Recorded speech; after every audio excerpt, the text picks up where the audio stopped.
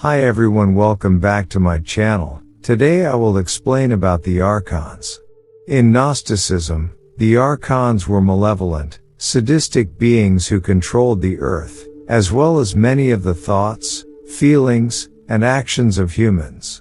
They assisted their master, the demiurge, with the creation of the world, and continued to help him administer his oppressive rule.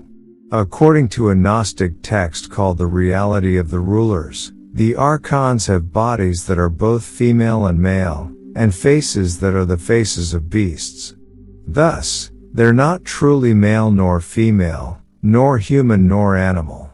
The ancients found this kind of boundary crossing to be deeply threatening, and this description of the Archons implied that they were forces of chaos, so mixed up as to be the farthest that a created being could be from God. The Reality of the Rulers presents the Archons as bumbling, conceited oafs.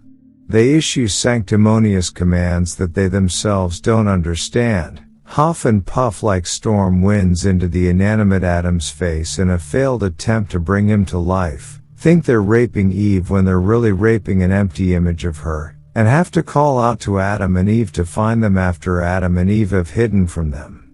Despite their sometimes lacking in competence, the Archons were extremely powerful beings whom the Gnostics dreaded. The Reality of the Rulers quotes Ephesians 6:12, "Our contest is not against flesh and blood, rather, the authorities of the world and the spiritual hosts of wickedness," to make the point that the Archons were what stood between humankind and salvation. It was they whom Christ had been sent to earth to overcome. In the ancient world, the self wasn't seen as being as autonomous as we today think of it as being. It was a playing field where various forces intermingled and battled, ultimately giving rise to our thoughts and actions. For the Gnostics, the Archons were among the most powerful and ubiquitous of these forces. They were the ones who were ultimately responsible for all of the evil thoughts and actions of humankind.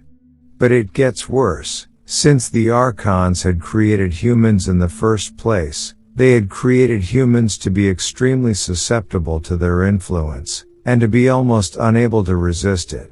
Only the divine spark from heaven, which had slipped into creation despite the Archons' intentions, gave people any kind of a chance of resisting the Archons' temptations. But only a few people, the Gnostics, were even aware of that divine presence within themselves, and even for them it was a tremendous ordeal to act in accordance with that presence rather than the wishes of the Archons. Most people were just the puppets of the Archons. Thus, the normal, default state of humans was literal demonic possession. It's fitting that the Gnostics identified the Archons with the entities that were worshipped as pagan gods. How could you fail to worship a god that already possesses and controls you? The number of Archons varies across the Gnostic texts, but there are commonly said to be 7 Archons, whose identities and names vary as well. These 7 corresponded to the 7 planets that had been identified in antiquity, whose movements were credited with producing astrological fate. Astrological fate was the main means through which the Archons controlled people's lives. After giving a list of the 7 Archons, the Secret Book of John adds, "This is the sevenfold nature of the week." The 7 Archons also corresponded to the 7 days of the week, which could be expected since the days of the week were already named after pagan gods and the planets to which they corresponded. Through this string of connections, the Archons also corresponded to the 7 days of creation in the book of Genesis.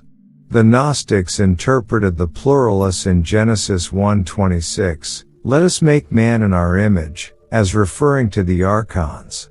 In its original historical context, that us almost certainly referred to the divine council in ancient polytheistic Near Eastern mythology, a concept that Judaism hadn't fully left behind when the text that's now the first chapter of Genesis was written. There's one further correspondence to note here. In ancient thinking, Each planet occupied one of 7 celestial spheres or layers of the sky. Each of the 7 archons therefore ruled over his own celestial sphere. This provided the archons with a further way to inhibit people's spiritual progress. For the Gnostics, when someone tried to gain salvation, which they called gnosis and characterized as mystical insight rather than intellectual belief or moral action, his or her spirit ascended up through the celestial spheres toward heaven. The spirit of the Gnostic made this journey both during the Gnostic's life in moments of ecstatic enlightenment and after death to reach its final resting place. But as the spirit ascended to each sphere, the archon who presided over that sphere would detain the spirit and ask it a series of questions. If the spirit didn't know how to answer those questions properly, if its gnosis wasn't yet fully realized, then the archon would be able to prevent it from ascending any higher. It would be trapped by the archons and still subject to their tyranny. But the mature Gnostic was able to overcome all of the archons and ascend all the way to heaven, which made him or her superior to the very creators and rulers of the world. Precedents for Gnosticism's archons in Christianity. As bizarre and unchristian as Gnosticism's archons may seem, the concept probably came from the Gnostics' good faith interpretation of the scriptures and mythical traditions they shared with other Christians of the late 1st and early 2nd centuries AD. This process seems to be encapsulated in the first paragraph of The Reality of the Rulers. That text begins by quoting the Apostle Paul's aforementioned statement in Ephesians 6:12. Our contest is not against flesh and blood, rather, the authorities of the world and the spiritual hosts of wickedness. The text then promises to inform the curious reader about the nature of these authorities, after which begins a description of, and commentary on, the archon's role in the creation of the world. The entire text is essentially an exegesis, interpretation, of Paul. Much the same can be said for the idea of the existence of the archons in and of itself, which makes it highly probable that the Gnostics received their inspiration for the idea from Paul. In almost all of the books attributed to Paul that would later come to be included in the New Testament, something that didn't exist in any formal capacity when Gnosticism arose, the world is said to be ruled by mysterious powers or authorities. The words used to denote these beings differ from passage to passage.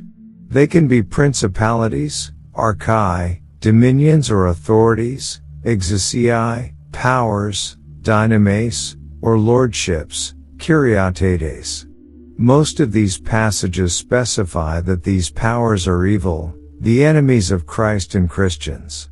The New Testament writers therefore presuppose that the world is ruled by villainous spiritual beings of one sort or another. This has long been recognized by scholars of the New Testament, who have usually attributed it to the fact that it was taken for granted back then that spiritual beings, pagan gods, controlled the elements and often directed events on earth. Rather than deny the existence of pagan gods altogether, the New Testament authors simply demoted them to demons.